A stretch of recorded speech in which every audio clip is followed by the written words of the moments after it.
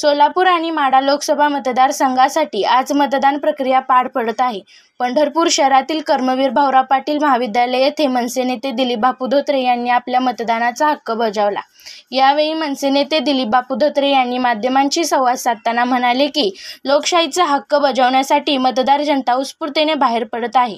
हा उत्साह पाहता नरेंद्र मोदी हे तिसऱ्यांदा पंतप्रधान होणार हे निश्चित झाले आहे. सोलापूर लोकसभा मतदारसंघातील महायुतीचे उमेदवार राम सातपुते आणि माढ्याचे उमेदवार रणजितसिंह नाईक निंबाळकर यांचा विजय हा निश्चित आहे. त्यामुळे महायुतीचे सोलापूरचे उमेदवार राम सातपुते यांचा 2 लाखाहून अधिक मताधिक्याने विजयी होईल असा विश्वास धोत्रे यांनी व्यक्त केला. यावेळी मनसे नेते दिलीप बापू धोत्रे यांनी जनतेने उत्स्फूर्तपणे मतदान करावे असे आवाहन केले. बापू, आज तुम्ही देखील मतदानाचा हक्क बजावला आहे, काय सांगू शकाल? अतिशय उत्साह आहे प्रचंड. तुम्ही आता बघितलं असेल की मी स्वतः या ठिकाणी लाईनीतनं लोकशाहीचा हक्क बजावला आहे. प्रचंड अशी गर्दी आहे.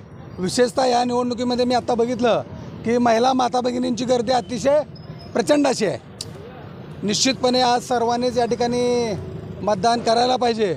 आपला लोकशाहीचा मूलभूत अधिकार आहे आणि तो सगळा अधिकार सर्व जनतेने या ठिकाणी बजावला पाहिजे असं मी आपल्या सगळ्यांच्या माध्यमातून या ठिकाणी आवाहन करतो आहे.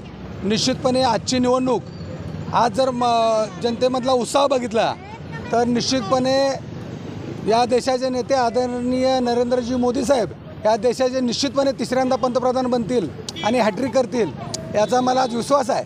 कारण लोकांमध्ये प्रचंड असा उत्साह आहे. आणि आता मी ज्यावेळेस त्या ठिकाणी मतदानाला जात होतो त्यावेळेस मला बघून सगळे लोक त्या ठिकाणी मोदी मोदी मोदी अशा पद्धतीच्या घोषणा देखील देत होते. याचा अर्थ निश्चितपणे येणाऱ्या निवडणुकीमध्ये माननीय नरेंद्रजी मोदी हे तिसऱ्यांदा पंतप्रधान बनतील यात 100% मला खात्री आहे. महायुतीच्या माध्यमातून मनसेने महायुतीला पाठिंबा दिला आहे. तुम्ही देखील पंढरपूर शहरात सभा घेतली होती. सोलापूर जिल्हा आणि माढ्याची परिस्थिती काय असेल? संपूर्ण महाराष्ट्रामध्ये महाराष्ट्र नवनिर्माण सेनेचा आमचे सगळे पदाधिकारी कार्यकर्ते सहकारी महायुतीचे उमेदवार निवडून आणण्यासाठी त्या ठिकाणी प्रयत्न करत आहेत. आणि निश्चितपणे येणाऱ्या या निवडणुकीचा निकाल ज्या दिवशी 4 जूनला लागेल निश्चितपणे 45पेक्षाही जास्त सीट या ठिकाणी महायुतीच्या निश्चितपणे निवडून येतील. लीड किती असेल सोलापूर जिल्ह्यामध्ये?